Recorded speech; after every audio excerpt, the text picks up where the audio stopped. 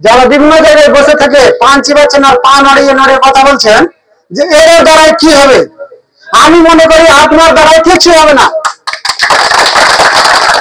আমি মনে করি আপনার ওই চায়ের দোকানে বসে প্রচার প্রচার করে পান খাওয়াই হবে। কেন এই সমস্ত ছেলেরা যারা আন্দোলনে সামিল হয়েছে তারা ওই প্রচার প্রচার করে পান খেয়ে আপনার জন্মভূমি টিকিয়ে রাখার দায়িত্ব নেয়নি। অতএব আপনার জন্মভূমি, আপনার সম্পত্তি, আপনার বাড়ি ঘর টিকাতে হলে আপনাকে এখনই চায়ের দোকান ছেড়ে এসে এই আন্দোলনে সামিল হতে হবে। আপনার যত বেশি মানুষ দেখাতে পারবেন, আন্দোলনকে যত ফুলিয়ে ফাঁপিয়ে দেখাতে পারবেন, তত বেশি ভাইরাল হবে। আপনারা যারা এখনো বসে আছেন চায়ের দোকানে, এখানে আসেননি, এটা আমাদের জন্য লজ্জা। কেন বলি লজ্জা?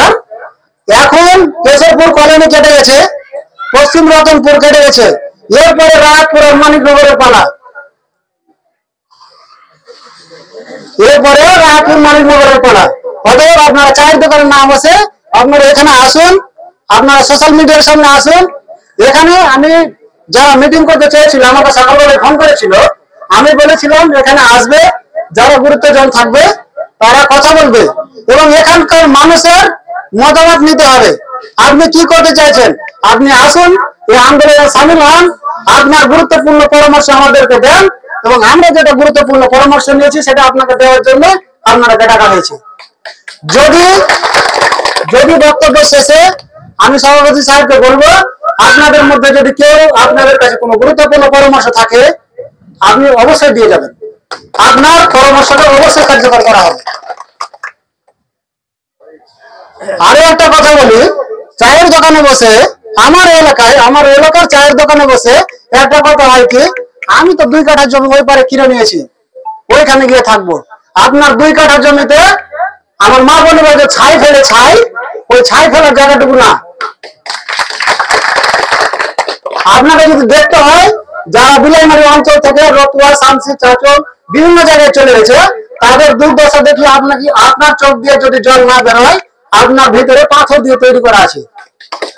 তারা বাজার থেকে তারা কাটা আলু কিনে খায়। কাটা আলু মানে বুঝেন, যে অংশটা পচে গেছে সেই অংশটা বাদ দিয়ে ব্যবসায়ীরা ভালোটুকু রেখেছে, ওই অল্প দামে বিক্রি করে। তাদের দুর্দশা এমন হয়েছে তারা বাজার থেকে কাটা আলু কিনে খায়। যদি প্রমাণ দেখতে চান আমি ভিডিও করে আপনারা দেখিয়ে দিতে পারবো, বাজারে গিয়ে গোপনে ক্যামেরা করবো, দেখিয়ে দিতে পারবো। অতএব আপনি যদি মনে করেন আমি 2 কাঠা জমি কিনে নিয়েছি মানে আমি চাঁদে জমি কিনে নিয়েছি, আপনি বোকার স্বর্গে বাস করছেন।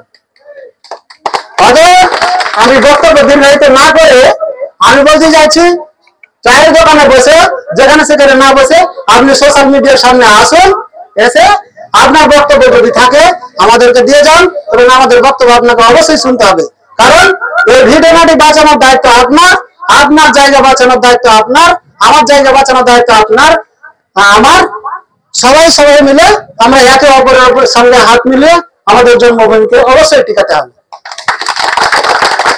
সবশেষে বলি যে একটা সংগঠন পরিচালনা করতে গেলে কিছু ব্যয় হয়। যেমন আমি যে মাইক্রোফোনে কথা বলছি সে কিন্তু ফ্রিতে ব্যবহার করতে দেবে না। এখানে এসে 3 বোতল জল লেগেছে, 30 টাকা খরচ হয়েছে, সেটা কিন্তু কেউ খবর থেকে দেবে না। অতএব যারা উদ্যোগী হয়েছে তাদের অবশ্যই একটা খরচ আছে। আপনারা 3 ভাবে সাহায্য করতে পারেন। 1 শারীরিক ভাবে, দ্বিতীয় হচ্ছে আপনি অর্থ দিয়ে, তৃতীয় হচ্ছে আপনি পরামর্শ দিয়ে। আপনি 3 ভাবে অবশ্যই সাহায্য করবেন। কারণ যে ছাত্রগুলো আজকে আন্দোলনে নেমেছে সেগুলো আপনাদেরই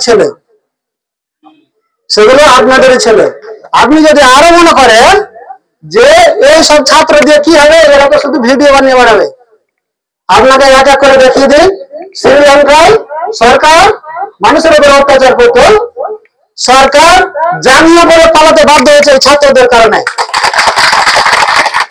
আরো দেখে দিই আমাদের ভারতবর্ষের পার্শ্ববর্তী দেশ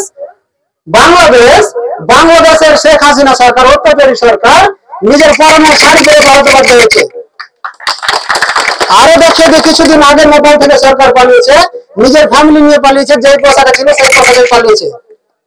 সিরিয়ায় যাবেন, সিরিয়ার বাসার আসাদের সরকারকে 14 দিন উৎখাত করে দিয়েছে, নিজের পোশাক ছাড়া কিছু নিয়ে যেতে পারেনি। অতএব এই ছাত্র সংগঠন জেগেছে, এই ছাত্র সংগঠন অবশ্যই আপনাদের কাজে দিবে। শুধু অভিভাবক হয়ে আপনারা পিছনে দাঁড়িয়ে থাকবেন, সোশ্যাল মিডিয়ায় জনসংখ্যা বেশি ভাবে দেখানোর জন্য আপনি অবশ্যই চায়ের দোকান ছেড়ে যেখানে আন্দোলন যেদিকে যাবে, যে জায়গায় মিটিং করা হবে